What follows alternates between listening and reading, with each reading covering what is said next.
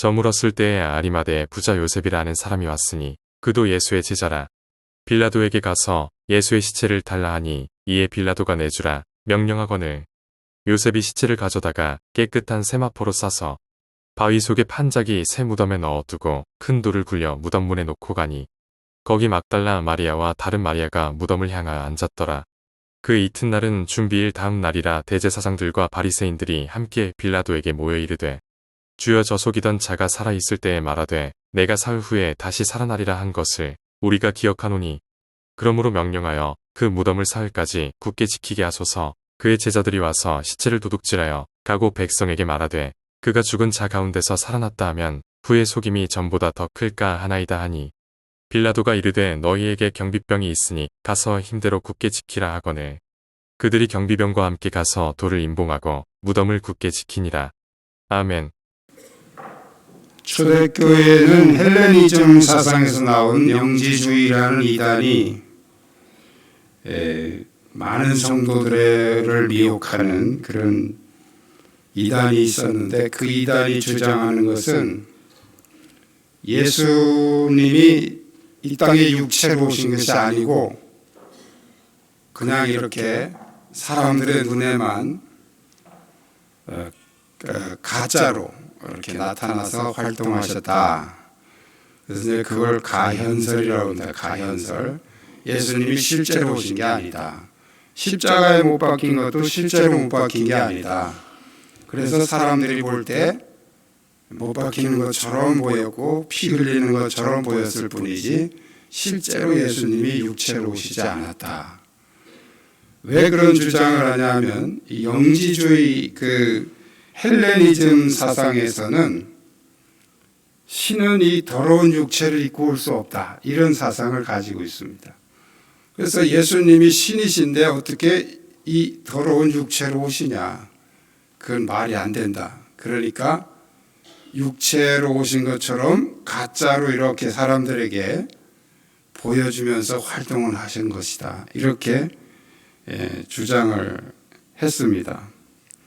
자, 그 논리에 이 헬레니즘 영향을 받은, 헬레니즘 사상을 받은 사람들은 그 논리에 금방 빨려 들어가죠. 자기들이 가지고 있는 사상과 딱 맞잖아요. 자, 그래서 이 복음서를 기록한 이 복음서 기자들은 예수님의 하나님이시니까 신성은 당연하지만 육체성을 이렇게 강조하는, 그래서 예수님의 탄생 과정이나 이런 것도 자세하게 기록하고, 특히 이제 사복음서가 공통적으로 자세하게 기록하고 있는 게 예수님의 십자가 죽으심, 그리고 무덤에 묻히신 거, 그 다음에 부활하신 거, 이런 과정들을 아주 자세하게 이렇게 기록을 하고 있습니다. 그래서 오늘 본문에서도 보면 예수님의 장례식을 누가 어떻게 어디에다 정확하게 이렇게 기록을 하고 있죠. 그래서 57절에 보면 아리마대의 부자 요셉이라는 사람이 왔는데 그도 예수의 제자라. 그가 자기를 위해 바위 속에 판 자기 새 무덤에 예수님의 시체를 세마포로 싸서 넣고 큰 돌을 굴려서 무덤 문을 막아놓고 갔다, 이렇게 기록하고 있습니다. 이제 우리나라는 땅에다 파고 1m 이상 깊이 파고 흙으로 막 채우고, 그리고 위에다 못 나오게 크게 봉분을 이렇게 만들어 놓잖아요. 그런데 유대인들의 그 장례는 이렇게 석회암 같은 그런 이렇게 꽃갱이로 파면 잘 파지는 그런 산입니다. 그런데 그 석회암은 산소가 들어가면 단단하게 돌처럼 굳는답니다. 신기하죠? 그래서 그 로마의 카타콤 들어오셨죠?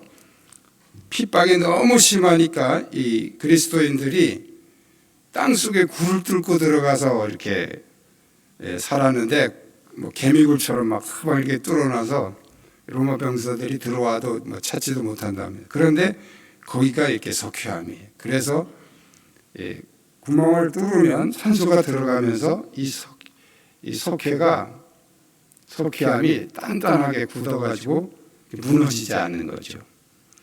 그래서 하나님께서 예비하신 요새다 이렇게까지 얘기를 했다고 합니다. 자, 바로 그런 무덤이죠.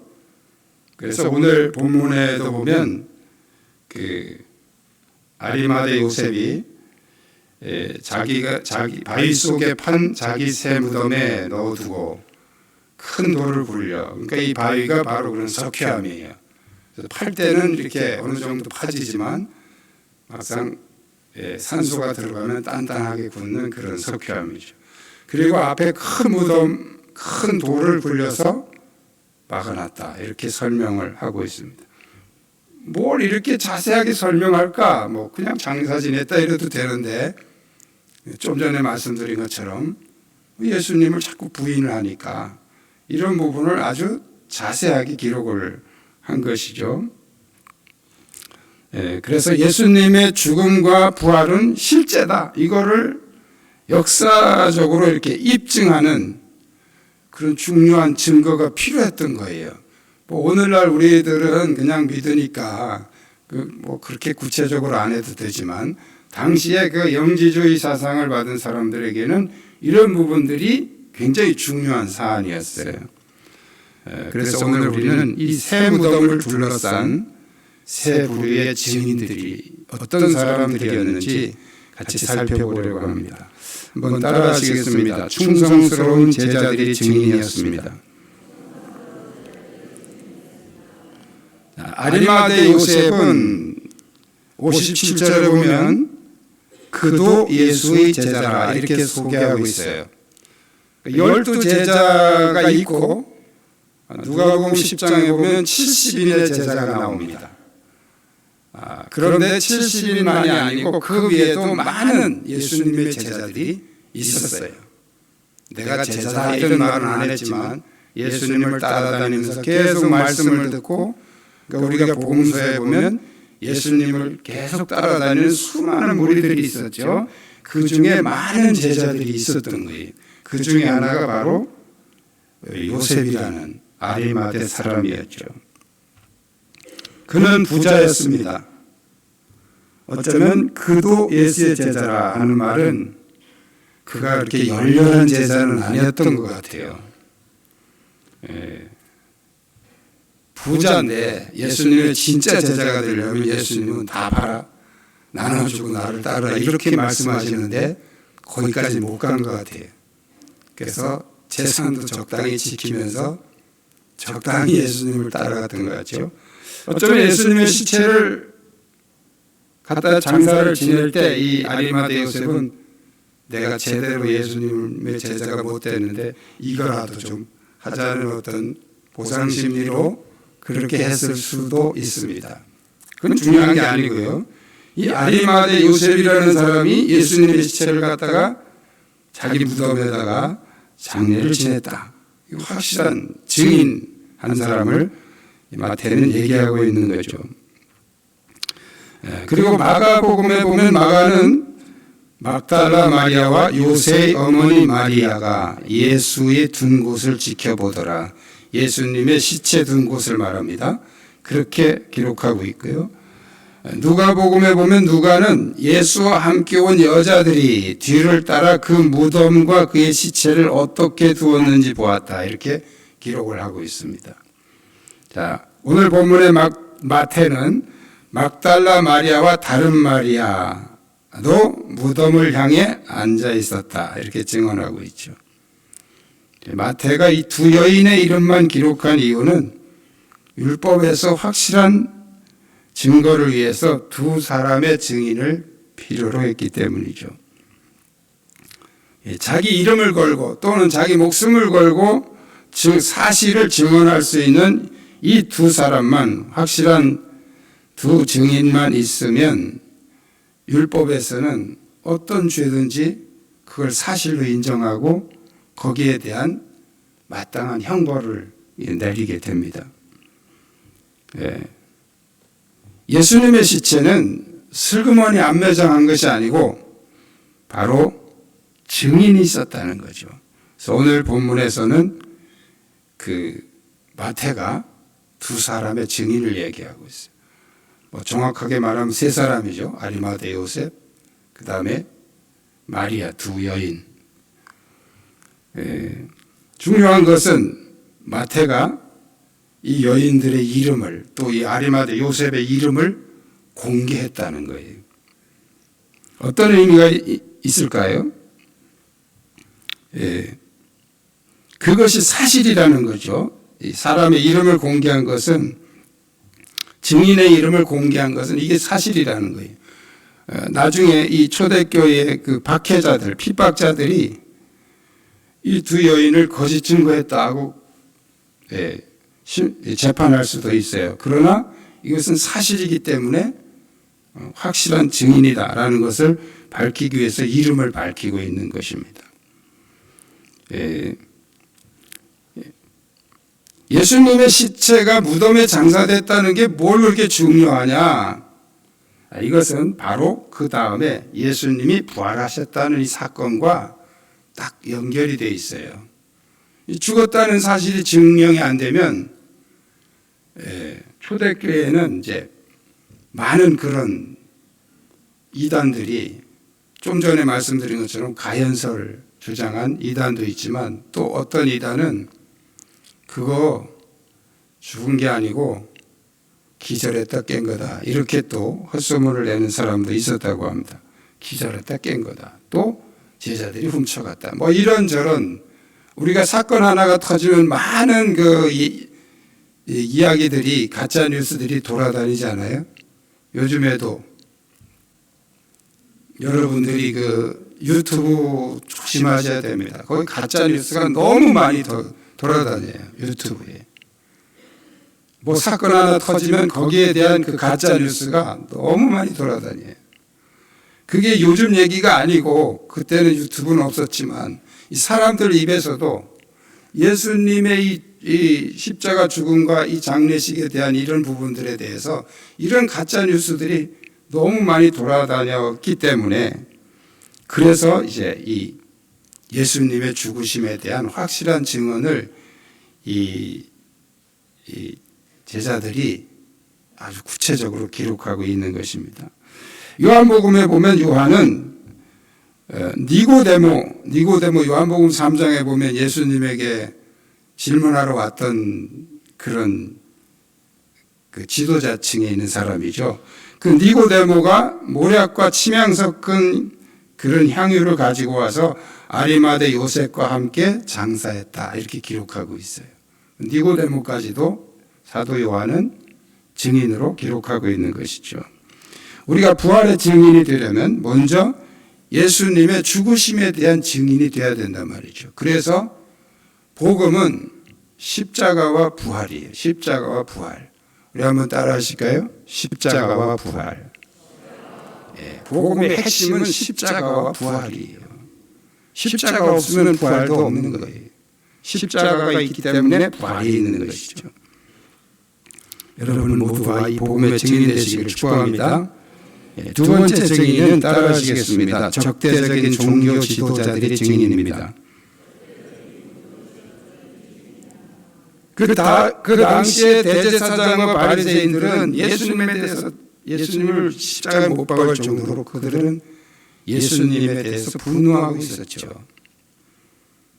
여러 가지가 이유가 있지만 어쨌든 그들은 예수님에 대해서 완전히 적대 세력입니다. 그들이 예수님의 죽음에 대해서 좀 확실하게 해야 되겠다는 생각을 합니다. 그런데 오늘 62절에 보면 그 이튿날은 준비일 다음 날이라 대제사장들과 바리새인들이 함께 빌라도에게 모여 이르되, 그러니까 예수님 돌아가신 바로 다음 날을 얘기하는 거예요. 굳이 오늘 요일로 말한다면 토요일이겠죠. 예수님이 금요일에 돌아가셨으니까. 그러니까 딱 하루 지난 다음에 이 대제사장과 바리새인들이 퍼뜩 정신이 들어온 거예요. 아차, 우리가 깜빡했다. 이거 그냥 지나갈 뻔했다. 생각한 게 뭐냐면 예수님의 시체를 지켜야 된다. 예수의 시체를 지켜야 된다. 그 이유는 예수님이 살았을 때 63절에 이렇게 나오죠. 주여, 저 속이던 자가, 예수님을 말합니다, 살아있을 때 말하되 내가 사흘 후에 다시 살아나리라는 것을 우리가 기억한다. 이들이 딱 정신 차리고 보니까 사흘 후에 다시 살아난다고 그랬지. 예수의 시체를 지켜야 돼. 그래서 빌라도에게 가서 군사를 동원해서 이 무덤을 좀 지켜달라 이렇게 요청을 하게 되죠. 왜 그랬을까요? 그들이 예수님이 살아날 것을 믿어서 그런 걸까요? 아니에요. 그 다음에 64절에 그 이유가 나옵니다. 우리 한번 같이 읽어볼까요? 64절 시작. 그러므로 명령하여 그 무덤을 사흘까지 굳게 지키게 하소서. 그의 제자들이 와서 시체를 도둑질하여 가고 백성에게 말하되 그가 죽은 자 가운데서 살아났다 하면 후의 속임이 전보다 더 클까 하나이다 하니. 뭐 때문에 그랬어요? 시체 도둑 맞을까 봐 그런 거예요. 그들이 두려워했던 것은 예수님이 살아날까 봐가 아니고 예수의 시체가 도둑 맞을까 봐예요. 시체만 잘 지키면 모든 건 다 끝난다. 그래서 이 시체를 지키기 위해서 경비병을 동원시켜달라. 이렇게 빌라도에게 요청한 거죠. 자, 그런데 이들의 행동은 역설적으로 보면 예수님의 죽음과 이 무덤의 위치를 공식적으로 확실하게 증거한 결과를 가져온 거죠. 그들은 도둑 맞을까 봐 경비를 요청했지만 그 경비가 바로 예수님의 죽음을 확실하게 증거했다는 거예요. 이들이 바로 이 대제사장과 바리새인들이 예수님의 죽음, 그의 무덤의 위치, 무덤의 형태, 이런 것들에 대해서 확실하게 증거를 했다는 거예요. 이게 이제 역설입니다. 세 번째 증인은 따라하시겠습니다. 중립적인 로마 병사들이 증인이었습니다. 자, 빌라도의 요청에 따라서, 종교 지도자들의 요청에 따라서 이 빌라도는 경비병을 이제 파송해서 이 무덤을 지키게 합니다. 로마 병사들은 이 상부의 명령에 따라서 무덤을 봉인하고 거기서 경비를 쓰면서 지키게 되죠. 이 로마 군사들은 이 시체에 대해서 관심 없어요. 또 왜 이 무덤을 지켜야 되는지 궁금하지도 않아요. 단지 상부에서 너 무덤 가서 지켜. 아무도 접근 못하게. 그러니까 그냥 가서 지키는 거예요. 명령에 따라서 아무도 무덤에 접근하지 못하도록 지켰을 뿐입니다. 그들의 사명은 이 시체를 시체 도둑으로부터 지키는 거였죠. 그들은 시체를 도둑 맞지 않도록 굳게 지켰지만 그것이 오히려 예수님의 죽으심을 확실하게 증거하는 증거가 됐다는 거예요. 그들의 존재는 무덤의 상태를 객관적으로 증명하는 증인이 됐다는 거죠. 새 무덤은 예수님의 죽음과 부활의 실제성을 입증하는 중요한 장소가 된 것입니다. 하나님은 충성스러운 제자들 뿐 아니라 이런 적대적인 세력과 또 무관심한 그런 병사들까지도 결국은 하나님의 역사의 증인으로 사용하신 것입니다.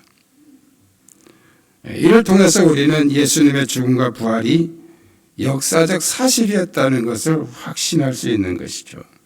이들의 증거는 그리스도의 부활이 더욱 확실한 역사적 사실임을 증명하는 증인들이 된 것입니다.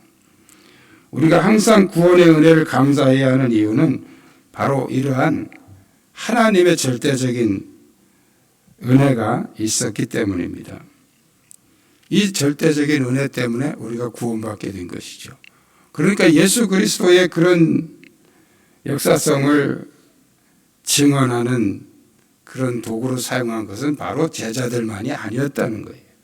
하나님께서는 역설적으로 예수를 가장 싫어하는 사람들 또는 전혀 관심도 없는 사람들, 이런 사람들을 통해서 예수님이 실제로 오셔서 십자가에 죽으시고 무덤에 묻히시고 그리고 3일 만에 부활하셨다는 것을 많은 증인들을 통해서 증거하도록 하나님께서 역사하신 것입니다. 그래서 우리가 구원받은 이 복음이 귀하고 소중한 것이죠. 이 은혜가 항상 여러분의 삶의 신앙의 고백이 되기를 주님의 이름으로 축복합니다. 기도하시겠습니다.